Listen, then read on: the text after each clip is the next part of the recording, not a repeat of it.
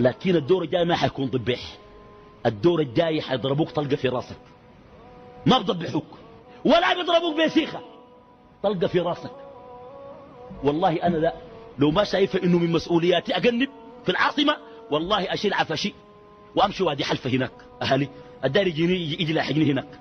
أهل العاصمة دي خلينا لكم، والله كما شايفة شينا، لكن مسؤولياتي الدعوية بتخليني أكون قاعد. لكن والله مستغرب، والأسوأ من كده بلد فوضى.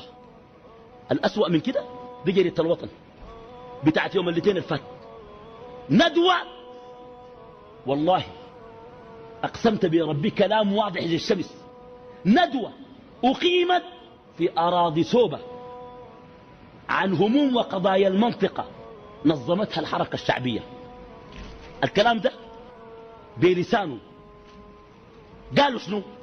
واحد اسمه بيتر داو، عضو الحركة الشعبية وعضو لجنة الأراضي بسوبة، قال سفينة الراحل قرن يركب فيها المهمشون، ونقول الحق لا انفصال في قاموس الحركة، ولا نذيع سرا إن قلنا إن البندقية موجودة والقتال تاني سيكون جوا. هنيئا لك يا حكومة، شركائك قالوا بعد البندقية من جوا. والله ده كلام واضح. يعني شو الكلام ده؟ أنا بس داير أعرف، جيبوا لي سياسي من لندن خليه يشرح لي الكلام ده. قال والحل هو الوقوف مع برنامج السودان الجديد، والذي ينوي ترحيل الجنوبيين الموجودين هناك من أراضيكم حال ولو انطبقت السماوات والأرض.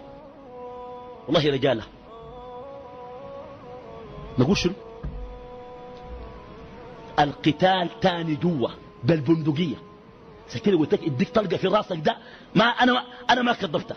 شوف الزور الثاني قال شنو؟ قال بن ماثيو عضو الحركة وسكرتير الشباب والطلاب، لم أجد في الدنيا دولة تهين جماهير شعبها إلا هذه الدولة السودانية. إضافة مني اللي انت شريك فيها ورئيسك قاعد جوا القصر الجمهوري نائب أول. يا اخوانا الحركة الشعبية ما يوقفون عند حدهم، لسه الكلام لسه ما جاء. قال ولا رجوع للغابة من جديد، ولو وجدت سوف تكون داخل الخرطوم.